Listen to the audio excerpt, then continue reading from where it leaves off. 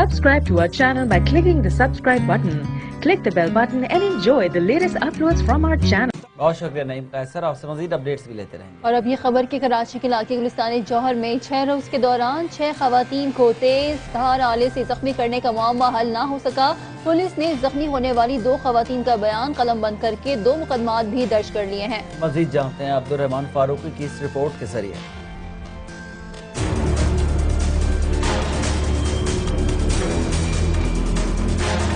کراچی میں خواتین پر چھریوں سے حملے، گلستان جوہر میں پے در پہ واقعات۔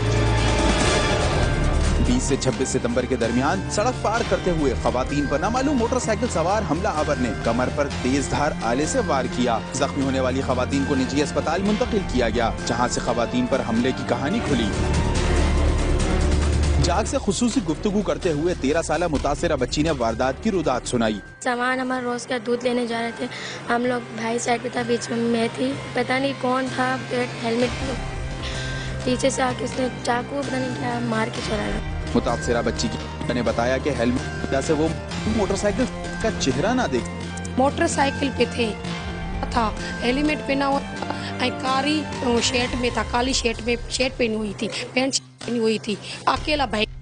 پولیس نے متاثرہ بچی 50 سالہ خاتون کا قلم بند دونوں کے مقدمے جوہر اور شار فیصل تھانے میں درج کر لیے گئے۔ دوسری جانب نے بھی واقعے کا نوٹس لیتے ہوئے پی ای سے رپورٹ طلب کر محمد رفیق کے ساتھ جاگ کراچی۔